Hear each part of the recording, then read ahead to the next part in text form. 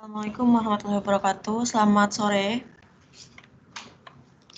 Waalaikumsalam warahmatullahi wabarakatuh. Selamat sore, Bu Ines. Waalaikumsalam. Sore, Bu. Waalaikumsalam. Selamat sore, Selamat sore, Bu. Oke, pada sore hari ini kita melanjutkan pembahasan ya.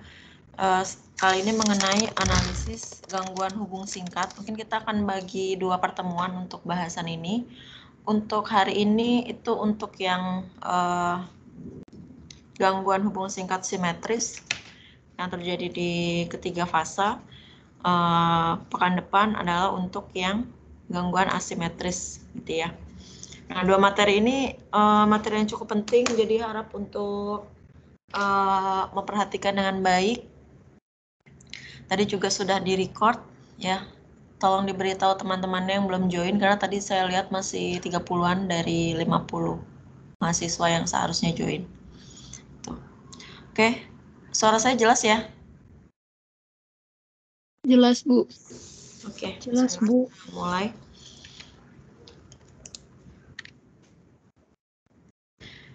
Oke, mungkin teman-teman sudah sebetulnya sudah mengerti apa itu gangguan hubung singkat ya. Gangguan hubung singkat, singkatnya itu adalah ketika suatu konduktor berarus menyentuh atau mengenai kawat lain yang menyebabkan menurunnya nilai resistansi secara signifikan. Nah, contohnya ketika sebuah kabel memiliki insulasi yang rusak sehingga menyentuh kawat lain. Jadi dua titik atau dua konduktor yang memiliki beda potensial cukup besar, seharusnya dia tidak terkoneksi langsung, ya ada nilai impedansi yang terhubung di antaranya, tapi dia terhubung gitu. Jadi arus melalui resistansi yang sangat rendah sehingga aliran arus yang seharusnya normal menjadi sangat tinggi. Nah, ini ada dampaknya baik secara kecil maupun besar ya. Untuk di lokasi gangguan itu sendiri adalah bisa terjadi kerusakan insulasi, kawat, dan kebakaran karena adanya arus yang tinggi itu. Jadi posisinya itu kan bisa di mana saja ya gangguan itu. Apakah setelah trafo atau sebelum trafo atau di sisi beban gitu ya. Kemudian bagi jaringan yang terdampak akan ada gaya elektrodinamik berupa kerusakan fisik busbar dan lepasnya kabel karena tadi arus yang tinggi akan membangkitkan medan magnet yang tinggi sehingga ada gaya elektrodinamik di sana. Nah, kemudian secara cakupan yang lebih luas, dia akan atau terhadap jaringan sekitar, dia akan menyebabkan voltage dip, turunnya tegangan dalam waktu yang singkat, kemudian terganggunya kestabilan sistem atau rangkaian, ya, dan yang paling berbahaya itu bisa menyebabkan kerusakan generator kalau misalnya lokasi gangguannya itu dekat dengan pembangkit, seperti itu. Ya, ini sedikit teoritis saja ya. Kemudian, maka kita ada yang namanya studi hubung singkat. Untuk menghindari kerusakan tadi, studi atau perhitungan arus hubung singkat perlu dilakukan. Jadi supaya kita tahu kalau terjadi hubung singkat pada suatu titik, itu berapa besarnya. Ya, berapa besarnya sehingga kita bisa antisipasi. Dengan apa? Dengan sistem proteksi. Ya, jadi kita bisa mendesain sistem proteksi, kemudian kita tentukan kapasitas CB yang harus dipasang. Kemudian ada juga yang namanya arc flash tadi. Nah, itu untuk level peralatan pengaman dari personil. Dan yang terakhir adalah ground grid analysis. Ya. Nah, jenis dari gangguan hubung singkat ini secara besar itu dibagi menjadi dua. Ada gangguan yang simetris, ada gangguan yang tidak simetris. Tadi saya katakan bahwa pada pertemuan ini kita fokuskan di gangguan yang simetris, nanti minggu depan baru gangguan yang tidak simetris. Bedanya apa? Jadi ketika satu gangguan itu terjadi pada sistem 3 fasa, kalau gangguan simetris itu terjadi berefek kepada ketiga fasanya dengan sama besar, gitu ya. Sehingga yang mungkin terjadi adalah three-phase to ground atau ketiga fasa itu menjadi satu, tershort kemudian terhubung juga ke ground. Ya, kemudian yang kedua adalah three-phase, jadi terhubung 3 saja tapi tidak ke ground. Nah, sedangkan untuk yang tidak simetris, sini ada 3, single line to ground, line to line, dan double line to ground. Ini ada gambar analoginya ya. Analoginya. Kemudian kalau kita lihat secara persentase kejadian, itu yang paling sering terjadi adalah single line to ground. Ya 70 sampai 80% biasanya. Yang paling jarang terjadi adalah three phase, ya. Tapi walaupun dia paling jarang terjadi, ketika itu terjadi maka arus yang dihasilkan, arus gangguan yang dihasilkan adalah yang paling besar. Makanya biasanya ketika kita melakukan simulasi atau studi hubung singkat, biasanya kita simulasikan single line to ground dan three phase. Karena itu adalah gangguan yang paling kecil, arus gangguan yang paling kecil dan yang paling besar. Gitu. Apalagi ya kemudian ya mungkin contoh-contoh kejadian realnya ya bisa kalau yang single line to ground berarti misalnya ada satu fase yang kena pohon tumbang gitu, kemudian dia terhubung terhubung ke ground tapi cuma satu fase aja yang kena dan seterusnya gitu ya.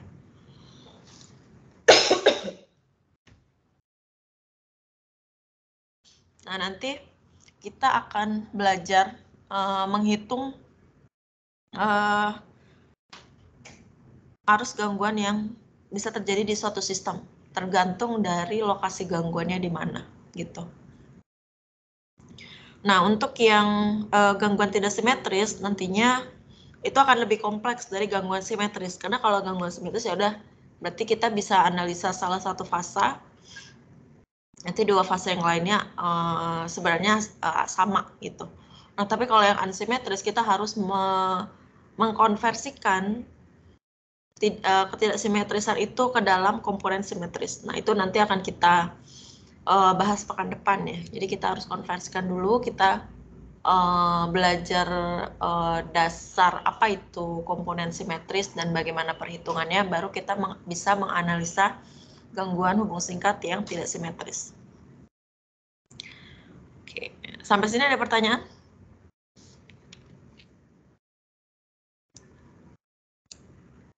Masih jelas?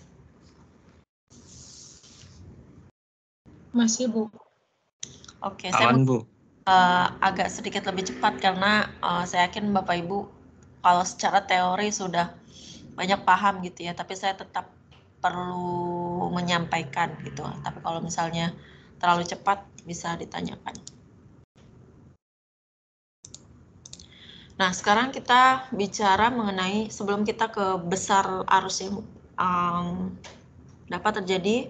Yang pertama adalah kita pelajari sumber arus hubung singkat. Jadi kuncinya adalah sumber hubung singkat itu adalah mesin-mesin yang berputar. Baik itu generator maupun motor sinkron dan motor induksi. Intinya kalau ada mesin berputar, maka disitulah bisa menyumbangkan arus short circuit. Gitu.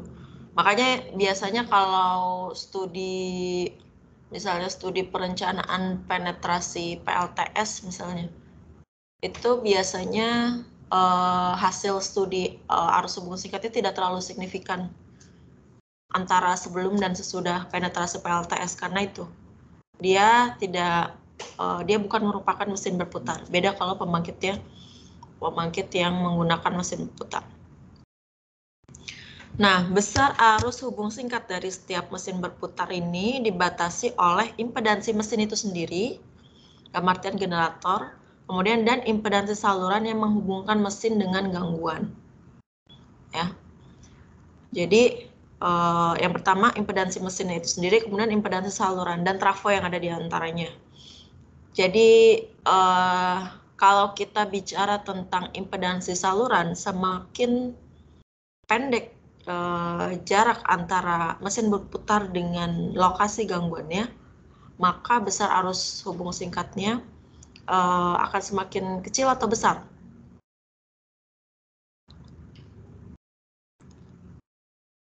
Kalau semakin dekat. Makin besar, Bu. Ya, kalau semakin dekat, berarti semakin besar ya. Contohnya misalnya di sini ada generator, di sini ada motor. Kalau misalnya gangguannya di A sama di C, atau kalau mungkin A sama B, dia akan lebih besar di A ya. Nah, dia lebih dekat dengan pembangkit. Kalau di B, dia masih ada drop tegangan di sini karena adanya impedansi trafo dan saluran yang menghubungkan antara bus A dengan bus B. Gitu.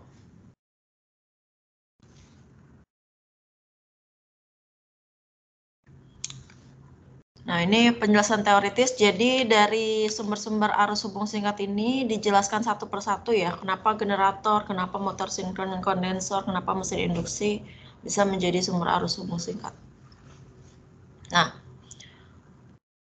di sini dikatakan bahwa besar reaktansi generator sinkron akan berubah bila generator merasakan adanya gangguan hubung singkat. Jadi besar impedansinya bisa berubah, besarannya berapa? Ada yang namanya reaktansi subtransien, reaktansi transien dengan reaktansi sinkron. Nah, ini tergantung dari waktu ya. Untuk siklus pertama, awal gangguan dia subtransien. Kemudian setelah sekitar 0,1 detik, reaktansinya akan naik menjadi reaktansi transien. Nah, itu 0,5 sampai 2 detik. Kemudian setelah itu reaktansinya akan naik lagi ya menjadi reaktansi sinkron. Nah, ini menentukan arus setelah tercapai keadaan tunak atau steady state. Nah, nantinya besar arus hubung singkatnya bisa kita hitung menggunakan rumus E per Z. Ya, di mana E-nya itu adalah tegangan dari generatornya, Z itu adalah impedansi total antara tegangan dalam generator dengan gangguan. Jadi di total impedansi jarak dari generator sampai ke lokasi gangguannya. Gitu. Makanya tadi dikatakan posisi lokasi gangguan akan menentukan besar atau kecilnya arus gangguan yang dapat terjadi. Nah, kemudian yang kedua adalah mesin sinkron atau kondensor sinkron. Ya. Motor sinkron menyuplai arus hubung singkat mirip seperti generator sinkron. Jadi kenapa motor sinkron yang dalam kondisi normal dia merupakan beban, tapi ketika terjadi gangguan hubung singkat, maka motor sinkron ini justru berperan menyuplai arus hubung singkat seperti generator. Ya, karena ketika terjadi gangguan, ada arus yang sangat besar, maka tegangan sistemnya turun. Tadi kan ada tadi di awal ketika terjadi hubung singkat, maka di jaringan sekitar dia akan ada voltage dip ya. Nah, motor ini akan mengalami penurunan suplai daya untuk memutar beban karena adanya tegangan sistem yang turun tadi. Nah, nilai tegangan internal motor yang lebih tinggi dari sistem menyebabkan mengalirnya arus ke arah lokasi gangguan, jadi berbalik gitu ya.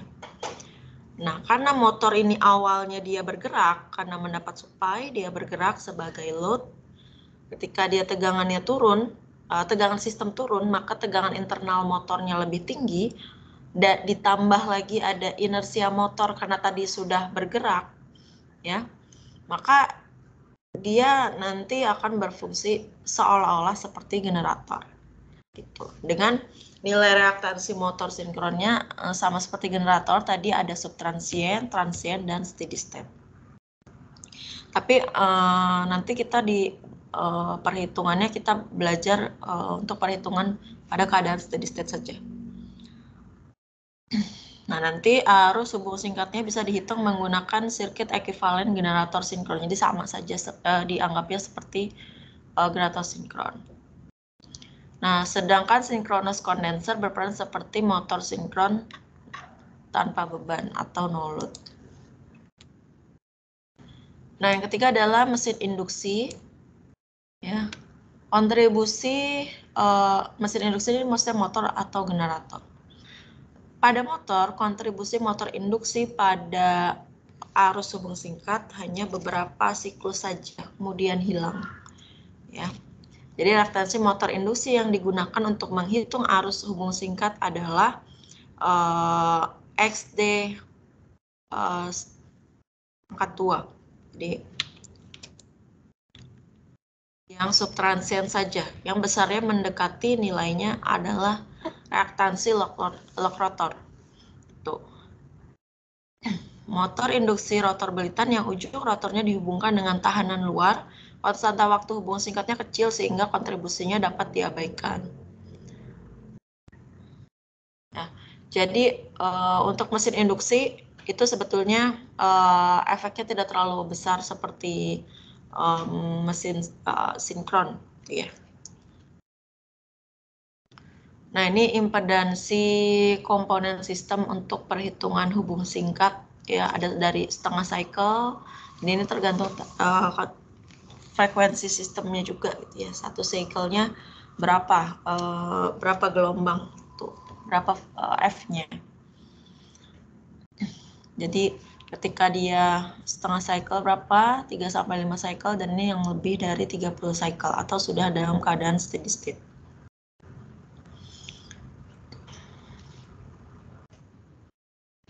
Nah, ini gambaran dari reaktansi subtransient, transient, dan steady state, di mana dia ada perbedaan ini ya, perbedaan grafik tergantung dari waktu.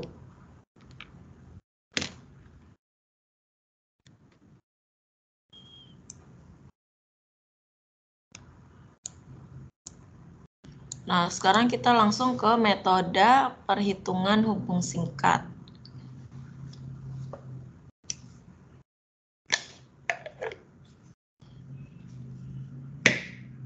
Jadi gangguan hubung singkat 3 fasa atau simetris ya, baik itu to ground ataupun enggak. Jadi sistem 3 fasa itu akan kita analisa dengan mendekati sirkuit ekuivalen fasa tunggal. Ya. Karena komponen-komponennya kita anggap simetris, kemudian pembebanannya simetris dan seimbang, gitu ya. Maka nanti kita akan coba contoh soal, ya. Dan juga mungkin kita bisa ada contoh soal yang mengabaikan arus beban. Kenapa arus beban ini diabaikan? Karena dibandingkan dengan arus gangguan, arus beban itu jadinya dianggapnya sangat kecil, gitu. Nah, ini tadi sempat saya sampaikan di awal, Pak, bahwa untuk gangguan hubung singkat asimetris diperlukan transformasi ke komponen simetris dulu. Jadi ada satu step yang harus kita lakukan, baru kita melakukan analisa seperti pada gangguan hubung singkat simetris. Tuh. Nah, kemudian prinsip yang perlu diketahui lagi, semua perhitungan kita lakukan dalam sistem per unit, ya, sama seperti ketika kita menganalisa load flow. Nah, kemudian kita bisa menggunakan teorema-teorema analisa rangkaian yang ada, ya, teorema-teorema analisa rangkaian listrik, tapi biasanya yang paling mudah untuk kita gunakan adalah teorema Thevenin dan superposisi. Jadi perlu diingat lagi mata kuliah analisa rangkaian listrik, ya, karena ini adalah implementasinya. Itu kalau ketika mempelajari rangkaian listrik, ya, kita belajar komponen-komponen yang sederhana, resistor, induktor, kapasitor. Nah, di sini kita menghitung suatu sistem, ya, suatu sistem yang mana dia memiliki nilai resistansi, induktansi, dan kapasitansi. Itu. Jadi prinsipnya yang kita gunakan di sini. Nah, kemudian impedansi diasumsikan konstan untuk pre-fault voltage. Pre-fault voltage itu maksudnya tegangan sebelum terjadinya gangguan. Nah, ini adalah gambar untuk sequence ya, komponen simetris. Ini kita belum bahas hari ini, jadi bisa kita abaikan dulu. Nah, kemudian ini adalah contoh diagram impedansi ya, dari suatu sistem sederhana yang terdiri dari 3 bus. Nanti kita coba soalnya.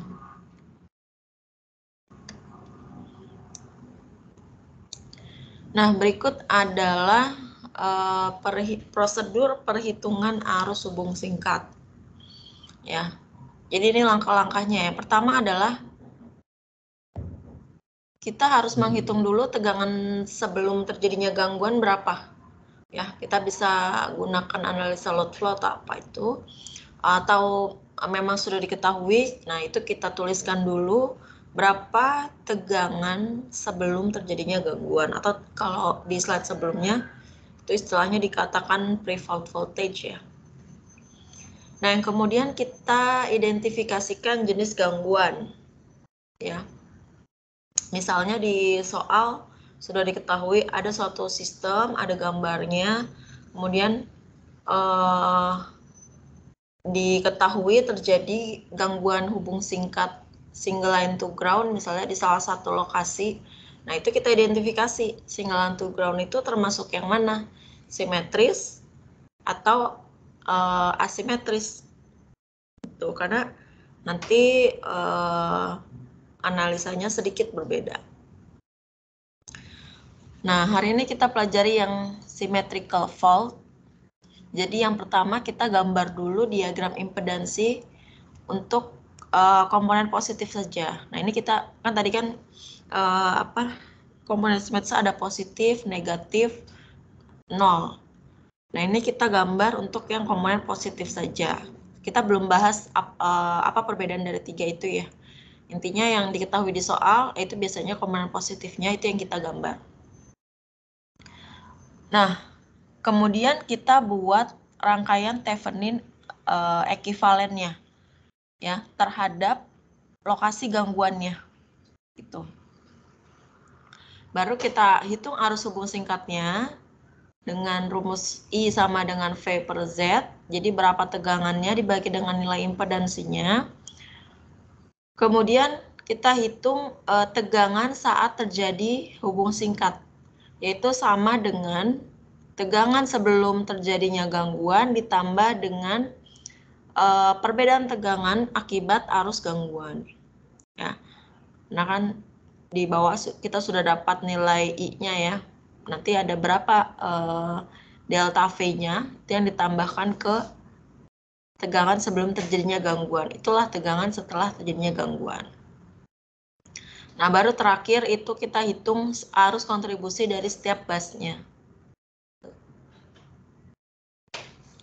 Nah, untuk gangguan tidak simetris, maka ada 3 jenis diagram impedansi. Ada positif, negatif, dan 0. Nanti kita akan belajar menggambarkan perbedaannya ya untuk setiap komponen-komponen listrik. Jadi misalnya trafo itu kan ada konfigurasinya tuh Y delta, delta Y, delta delta, YY, Y grounded sama yang ungrounded. Nah, itu nanti akan beda tuh aturan penggambaran komponen positif, negatif, dan nolnya. Nanti kita belajar cara menggambar juga dari setiap komponen, generator, trafo, sama saluran itu sendiri. Nah, setelah digambar, kita gabungkan daerah yang terkena gangguan dan tidak berdasarkan tipe gangguannya. Nah, setelah sama sampai sini, baru sama seperti analisa gangguan simetris. Itu kita hitung arus hubung singkatnya, baru kita ubah arus dalam bentuk 3 fase. Ketiga fasenya itu berbeda. Ini teorinya. Nanti kita coba untuk perhitungannya.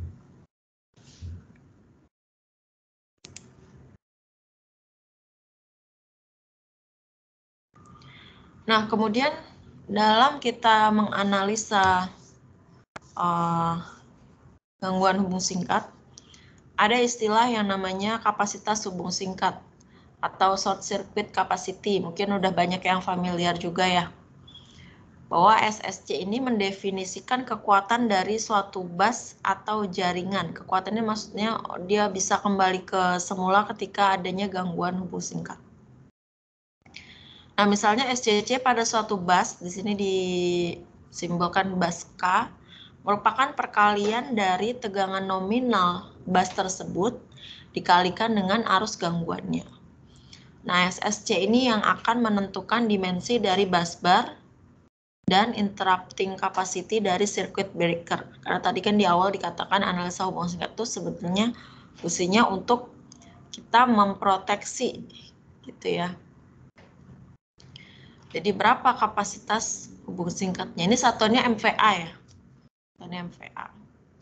Jadi perkalian antara tegangan dengan arusnya, tapi di sini arusnya adalah arus gangguan. Ya. Di sini dikalikan 10 pangkat min 3 karena biasanya kita pakai satuan MVA. Sedangkan di sini kan tegangannya biasanya kV ya.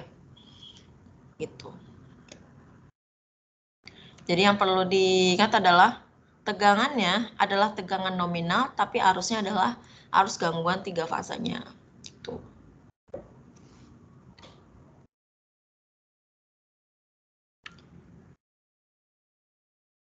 Saya minta waktu 1 atau 2 menit untuk minum sebentar ya, sambil diperhatikan mungkin slide yang ini. Kalau ada pertanyaan boleh disampaikan nanti. Iya, Bu. Baik, Bu.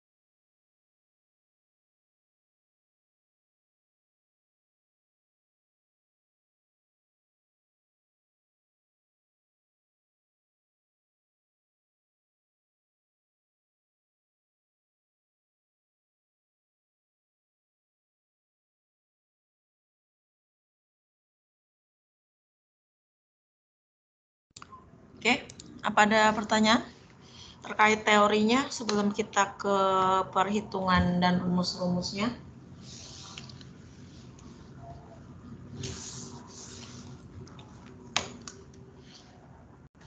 Nanti di UAS keluar satu soal ya, analisa gangguan hubung singkat.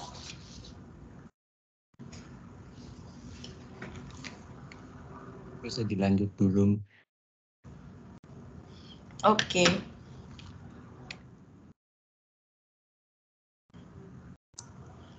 Nah, ini contohnya. Diketahui sebuah sistem 3 fasa seperti gambar berikut memiliki basis daya 100 MVA dan semua nilai resistansi diabaikan. San kapasitansi diabaikan dan diasumsikan sistem bekerja tanpa beban. Jadi karena tidak ada resistansi dan kapasitansi, jadi di sini hanya ada nilai induktansi yang berpengaruh terhadap nilai impedansinya. Kemudian semua generator bekerja pada nilai tegangan dan frekuensi nominalnya. Di sini ada misalnya, kalau saya gambarkan di sini misalnya G1 gitu ya. Di sini ada G2. Nah, ini ada trafo. Misalnya ini T1, di sini ada T2. Nah, ini generatornya Y grounded. Nah, untuk analisa gangguan simetris, konfigurasi ini tidak berpengaruh ya. Jadi kita bisa abaikan konfigurasi di generator maupun di trafonya. Tapi nanti kalau gangguannya tidak simetris, ini akan berpengaruh gitu terhadap arus besar nominal arus hubung singkat yang terjadi. Nah, jadi di sini ada nilai impedansi generator baik G1 maupun G2. Kemudian trafonya juga ada ya.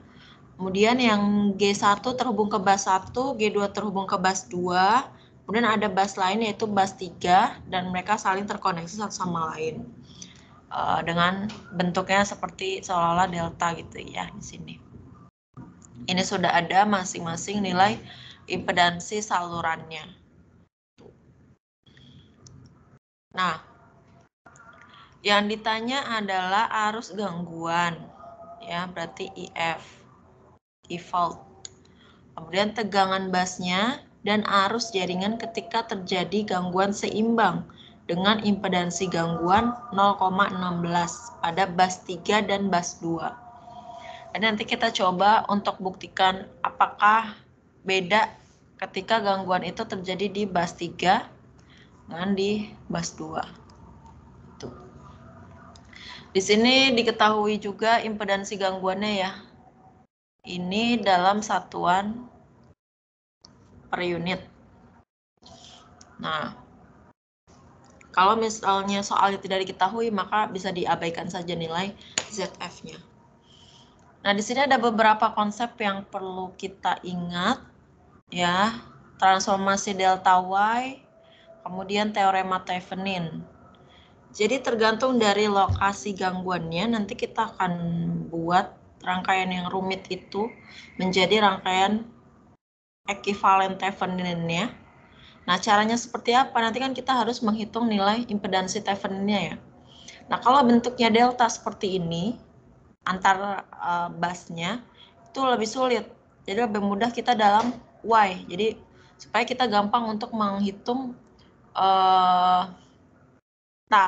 impedansi ekivalen Thevenin. Jadi, seri paralelnya kita lebih mudah kalau dalam bentuk Y. Maka di sini kita harus hitung, harus tahu rumusnya, cara mengubah dari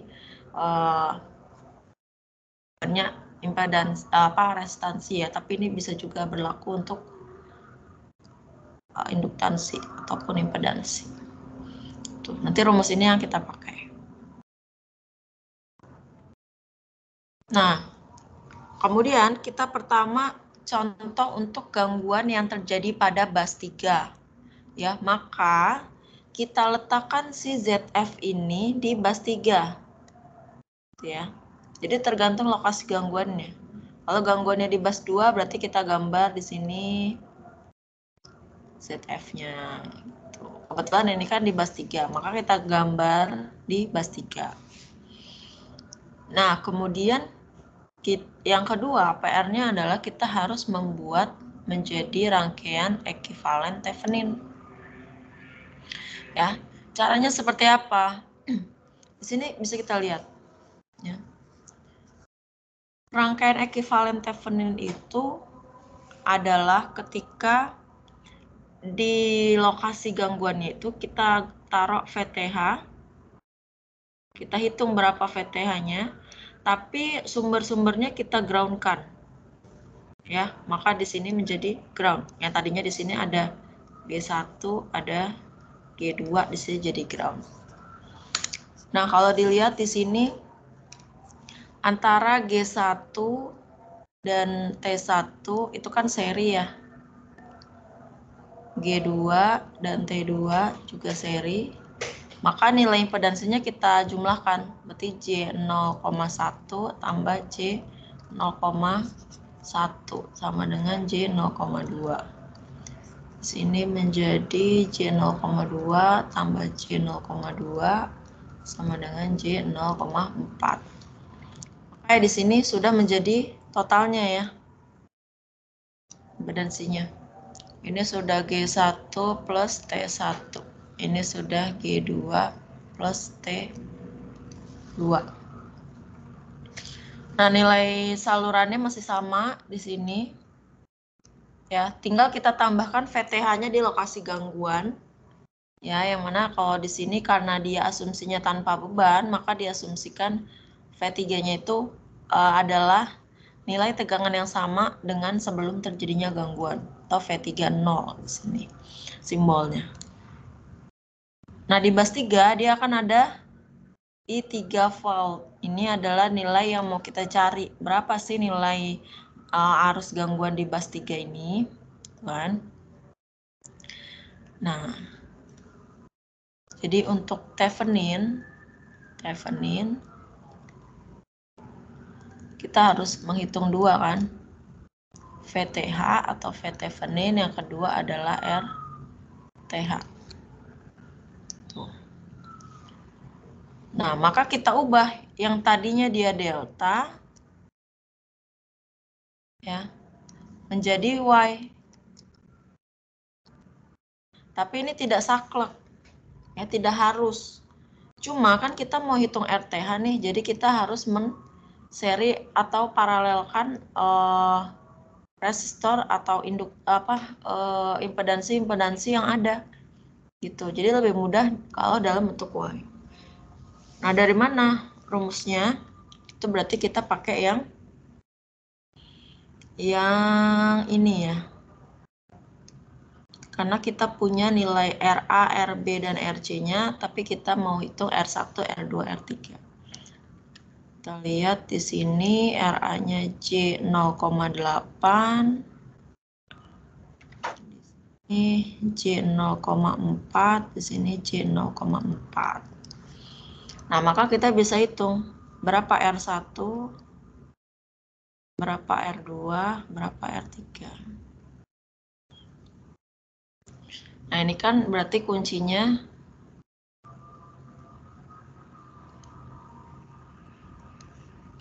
penyebutnya itu adalah totalnya ya. Berarti J0,8 atau J-nya kita hilangkan saja untuk mempermudah, tambah 0,4 tambah 0,4. Ya kan ya, ini kan dijumlah nih rumusnya. Nah, R1 itu kan yang di sini ya. Nah, rumus yang pembilangnya itu adalah RB kali RC, berarti yang menghimpit R1-nya. Gitu. Berarti 0,4 kali 0,4. Nah, berapa itu jumlahnya? 0,4 kali 0,4 dibagi 1,6 ya. Berapa tuh?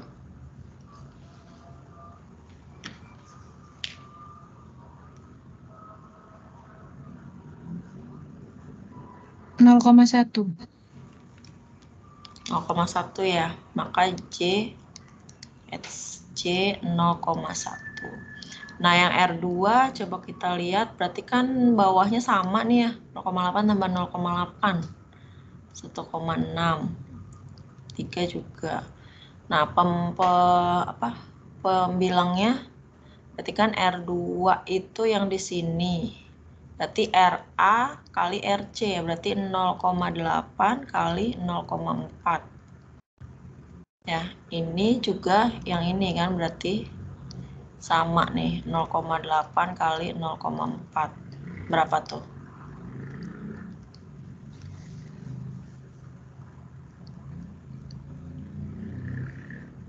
Nol koma dua. 0,2 Bu. 0,2 sama ya. Nah, maka itu menjadi yang ini 0,1, ini 0,2, ini 0,2 ya kan? Nah, setelah seperti ini, kita tinggal analisa seri paralel. Ya. Pelan-pelan coba.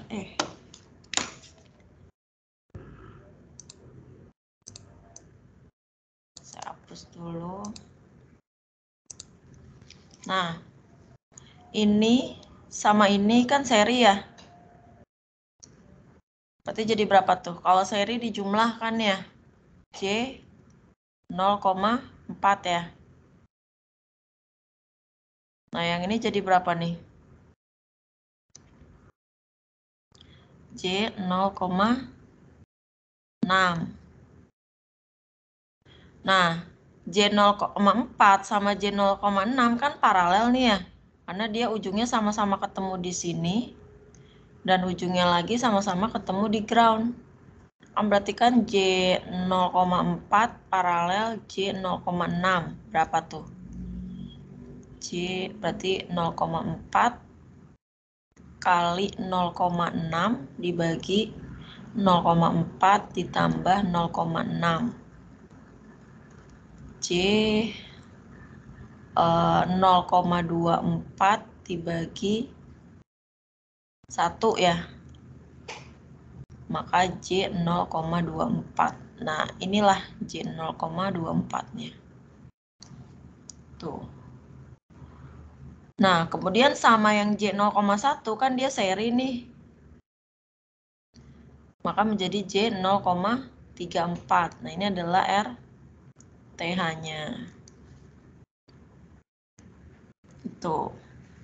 Nah, kalau arus bebannya diabaikan, maka nilai V1, V2, dan V3-nya itu sama-sama 1 per unit. Ya, sehingga kita bisa menghitung nilai arus gangguan di bus 3. Yaitu tinggal nilai tegangan dibagi dengan nilai impedansinya. Ya. Nah, impedansinya di total nih. Berarti sama dengan 1 per unit ya, dibagi dengan Z33-nya tadi berapa? J 0,34 ditambah J 0,16. Nah, berapa tuh arus gangguannya?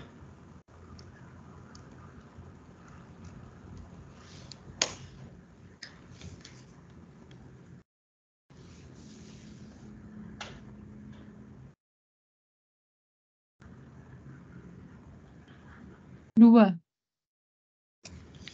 2 ya. Ada J-nya nggak? Min J ya? Iya, Bu. Min J 2 per unit. Oke, mungkin kita break maghrib dulu ya, 10 menit. Saya hold layarnya di sini sambil dipahami.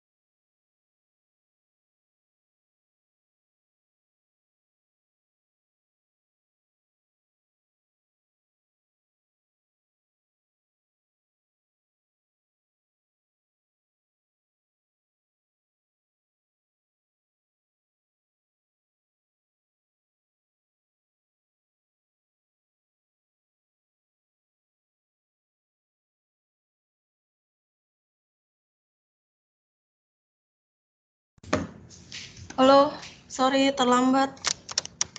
Ada koordinasi prodi sebentar. Bisa kita lanjutkan? Bisa, Bu. Bisa, Bu. Iya, Bu, bisa. Oke, sampai di perhitungan arus gangguan, ada pertanyaan nggak?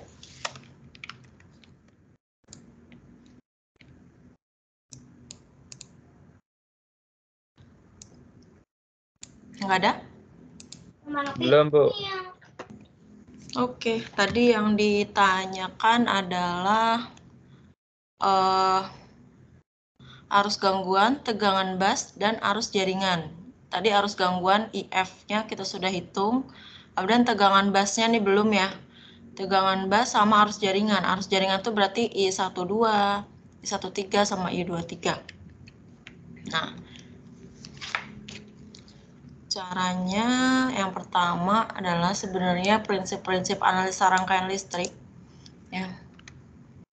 Nah, ini rangkaiannya kita kembalikan lagi ke dua jalur yang sebelum diparalel. Karena kita mau tahu kontribusi arus hubung singkat dari generator 1 dan dari generator 2. Ya. Maka kita gunakan prinsip current divider di sini. Current divider. Nah, jadi ini tadi dari arah G1, ini dari arah G2. Dia kan menyumbang arus nih ya. Kita anggap di sini IG1. Nah, yang kesininya itu adalah IG2. Nah, nanti kan ini sama ini kita analisa di sini arus masuk sama dengan arus keluar gitu kan. Di sini keluarnya kan I3F ini.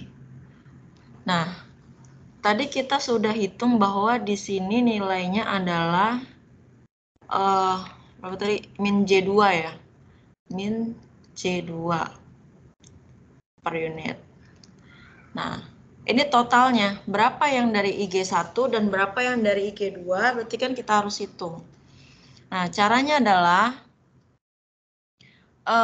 di sini ada pecahan.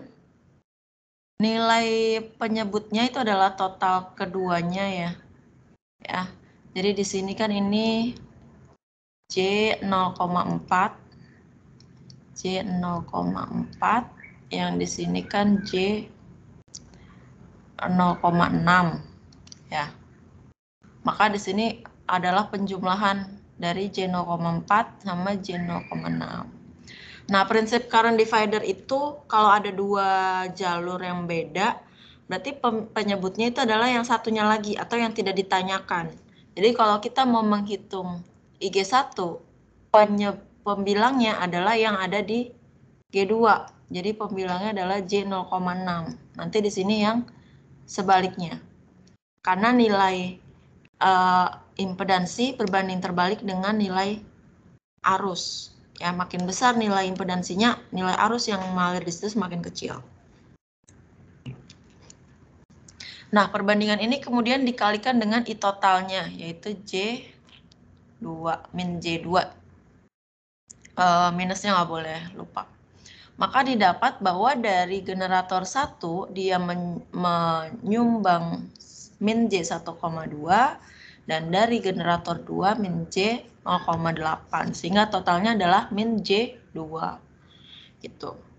Nah, kan nilai impedansinya lebih kecil yang di G1, sehingga arusnya lebih besar di G1 gitu. Nah, dari nilai arus ini maka kita bisa menghitung perubahan nilai tegangan pada masing-masing bus ya. Delta V itu tinggal dari tegangan awalnya dikurangi dengan nilai drop voltage-nya. Ya. Jadi misalnya nih V1. V1 itu berarti kan di bus 1 ya. Berarti kita lihat bus yang ini. Saya ubah warna dulu. Warna biru. Nah, kita fokus di sini ya. Ini kan bus 1. Ini bus 2. Ini bus 3. Nah, di bus 1 yang awalnya tadi di sini beda tegangannya itu kan di sini 0 ya. Di sini 0. Nah, ini adalah delta V1-nya. Delta V1. Akibat adanya generator dan trafo berarti ya. Impedansi yang berada di antara nilai generator sama nilai nilai generator sama nilai bus 1 itulah yang nanti akan berpengaruh ke drop voltage-nya. Jadi di sini dari 0, ini kan 0 nih, 0 volt. Nah, dikurang di sini J 0,2 ini adalah ini. Ya. Z ini adalah ZG1 ditambah ZT1. Nah, yang ini adalah IG1. Itu. Sehingga didapatlah perubahan nilai tegangan pada bus 1 adalah min 0,24 per unit. Jadi dia tadi kan dikatakan secara teoritis ketika hubung singkat itu terjadi, maka akan ada penurunan tegangan. Nah, berapa besar penurunannya ya? Ini yang kita hitung. Ya. Jadi terbukti dari hasil perhitungan bahwa setelah ada gangguan hubung singkat, tegangannya turun. Gitu. Sebesar min 0,24 PU. Cara yang sama dengan bus 2. Jadi bedanya berarti di sininya itu adalah ZG2 ditambah ZT2. Nah, yang ini yang ini itu adalah IG2. Gitu. Jadi karena arusnya itu lebih besar di bus 1, drop voltage-nya lebih besar di bus 2. Karena faktor pengalinya. Kemudian bagaimana dengan bus 3? Nah, di bus 3 berarti kita lihat tegangannya mana. Ya, bedanya berarti kan di sini impedansi dan arus yang berpengaruh adalah yang di sini. Berarti impedansinya impedansi mana? Adalah impedansi gangguan. Ya, ZF. Arusnya arus mana? Ya arus yang mengalir di situ. Berarti arusnya adalah I3 voltnya. Tuh. Dikurang dengan 1 per unit. 1 per unit itu yang mana? 1 per unit itu berarti kan tegangan awal di V3. Ya. Ini adalah V30. Gitu. Maka dia nilai drop voltage-nya lebih besar daripada bus 1 sama bus 2. Karena dia sudah ada drop di atas, kemudian dia ada drop lagi di bus 3 itu sendiri. Nah, maka kita bisa menghitung nilai tegangan bus pada kondisi gangguan, yaitu tegangan sebelum gangguan ditambah perubahan tegangan. Ya, tinggal dijumlah aja. Atau dalam hal ini karena dia di sini drop ya atau pengurangan, maka di sini jadinya pengurangan. Jadi yang di bus 1 yang tadinya 1 per unit menjadi 0,76, di bus 2 yang tadinya 1 per unit jadi 0,68, di bus 3 menjadi 0,32 per unit.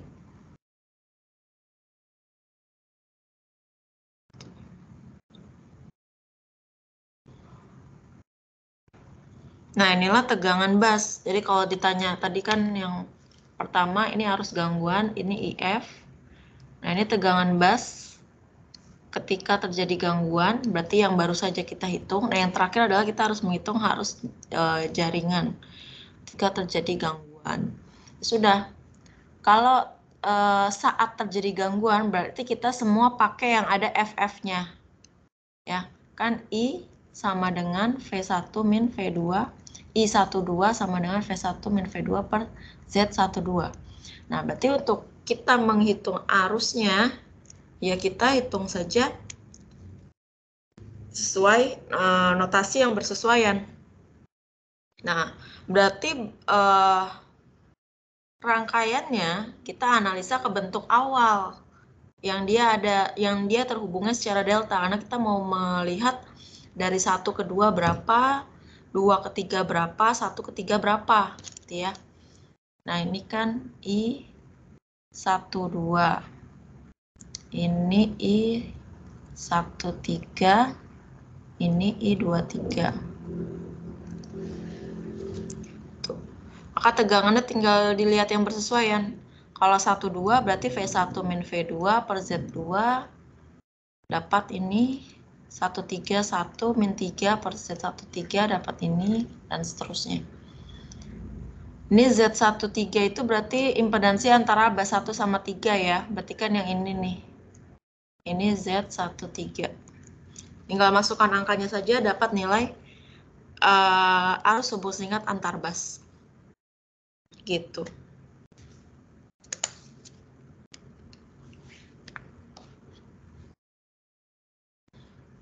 Silakan untuk dipahami, kalau ada pertanyaan boleh disampaikan.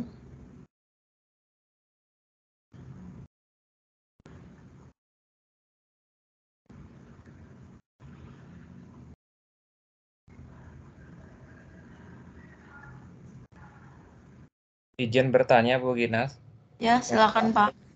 Arus hubung singkat yang barusan Ibu hitung itu nilainya min J01 PU. Kenapa harus min Bu ya? Kan kalau arus hubung singkat tadi kan nilainya kan pasti besar ya dibandingkan arus sebelum gangguan. Bagaimana Bu penjelasannya? Oke, baik. Jadi kenapa dia minus? Karena sebetulnya itu terkait dengan vektornya ya.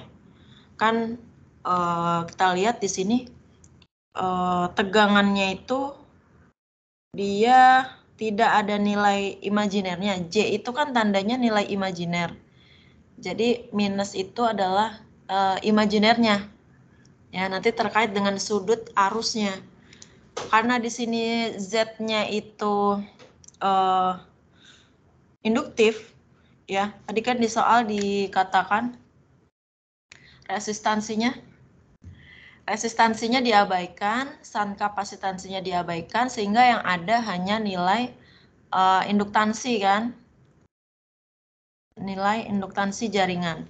Nah, nilai induktansi itu dia selalu J positif, sehingga kalau di sini ada pembagian dengan J, 1 per J itu sama dengan min J, aturan bilangan kompleks itu.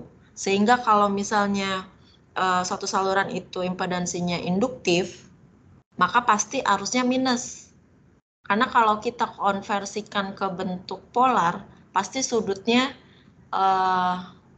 minus. Arus itu kalau induktif pasti lagging, kan gitu ya. Jadi ini tandanya sebetulnya dia lagging, negatif. Karena dia diasumsikan nilai Z-nya itu adalah induktif. Nilai kapasitansinya tadi diabaikan. Jadi cenderung induktif, maka dia pembaginya itu J-nya itu positif, sehingga kalau kita bagi dari dia penyebut secara matematis, maka dia J-nya naik ke atas jadi negatif. Kalau kita ubah ke bentuk polar, dia pasti sudutnya minus. Nah, sudut minus itu mengindikasikan sudut dari arusnya tertinggal dari tegangan, atau dalam kata lainnya lagging. Gitu, Pak. Baik Bu, terima kasih banyak penjelasannya. Ya, sama-sama.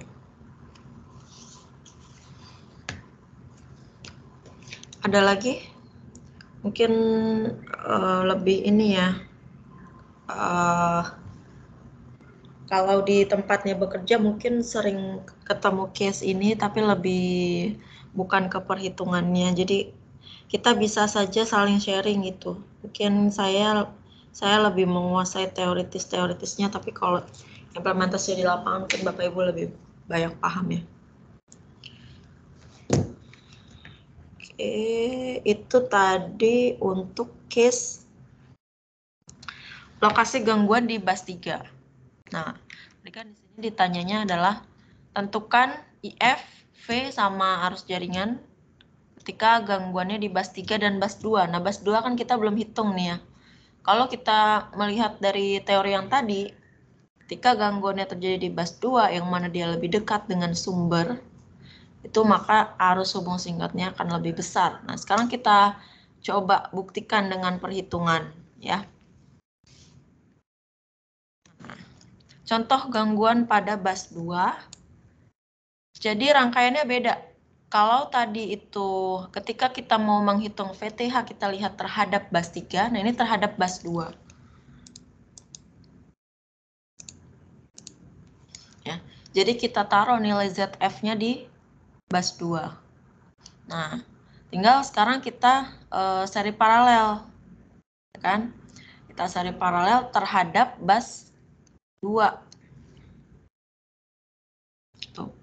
Nah, ketika di bus 2 berarti kan ini sama ini kan seri ya. Jadi seri kan ya. Seri J0,4 ditambah J0,4 sama dengan J0,8. Nah, yang ini sama ini kan paralel ya. Karena ujungnya sama-sama di bus 1 dan sama-sama di bus 2. Maka J0,8 paralel J0,8. Berarti setengahnya J0,4 ya. Maka jadi J0,4 di sini. Nah, kalau sudah seperti ini berarti tinggal diseri dengan ini. Ini dan ini itu seri. Maka J0,2 ditambah J0,4 sama dengan J0,6. Nah, ini sama ini paralel. Ya kan? J0,4 paralel J0,6. Jadi lokasi gangguan nanti analisa RTH-nya beda. Berarti J0,4 kali 0,6 dibagi 0,4 tambah 0,6 sama dengan J0,24. Ya. Maka ini kita namakan Z22. Nih, nilai Z22. Nah, arusnya sama. Berarti V-nya V20 1 per unit. Ini masukkan Z22-nya, ini masukkan ZF-nya. Dapat arus gangguan. Kemudian sama caranya, kita hitung arus kontribusi dari masing-masing generator. Ya. Berarti yang dari kita paling enak lihatnya yang S. Paling enak lihatnya rangkaian yang ini. Berarti ada yang ke sini, ada yang dari sini. IG1 ada yang dari sini. IG2. Ya. Maka ketika kita menghitung IG1, pembilangnya adalah yang 0,4. Ketika menghitung IG2, pembilangnya adalah 0,6 gitu. Dapat nilai IG1, IG2, kita bisa hitung perubahan tegangan pada masing-masing bus. Ya. Ya berarti kan kelihatan nih ya. Arus gangguannya min J I2 F. Jadi kalau gangguannya di bus 2 ternyata J2,5. Kalau tadi yang di bus 3 itu cuma min J 2,0. Kan lebih besar ya. Berarti teorinya tadi terbukti. Nah, ini kita bisa hitung perubahan tegangan pada masing-masing bus, kemudian tegangan bus pada kondisi gangguan. Caranya sama persis. Ketika menganalisa gangguan di bas 3. Tinggal angkanya saja yang berbeda. Gitu.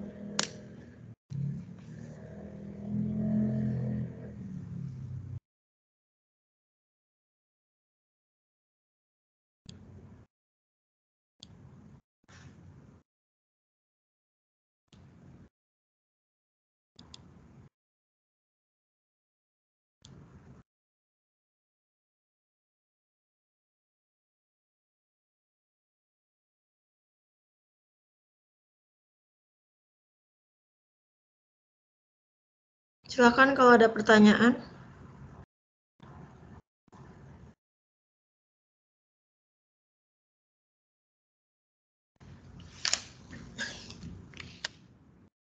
Ini harus hubung singkat antar basnya juga sama ya caranya.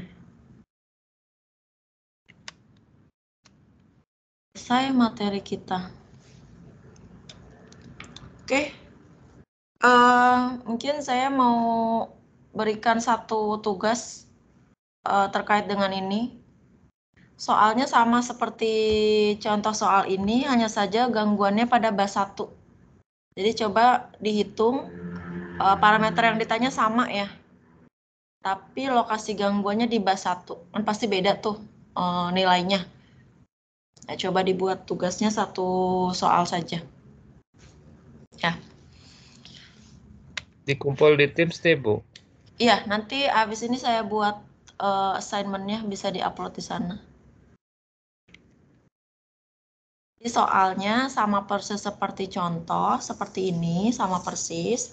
Cuma gangguannya pada bas 1. Nah, yang udah saya jelaskan kan yang bas 3 sama bas 2. Itu aja. Oke, cukup ya Siap. untuk sore hari ini.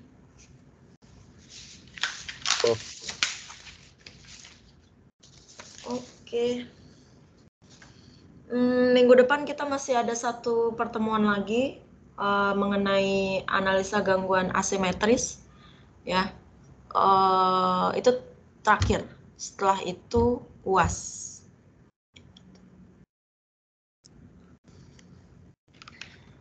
Oke, kalau tidak ada pertanyaan lagi, saya tutup. Nanti assignment kosong ya, karena contohnya ya nanti bisa diambil dari files. Soalnya bisa diambil dari files. Oke, kalau tidak ada pertanyaan lagi, saya tutup. Kurang lebihnya mohon maaf. Wassalamualaikum warahmatullahi wabarakatuh. Waalaikumsalam. Waalaikumsalam warahmatullahi wabarakatuh. Terima kasih, Bu. Waalaikumsalam. Terima kasih banyak.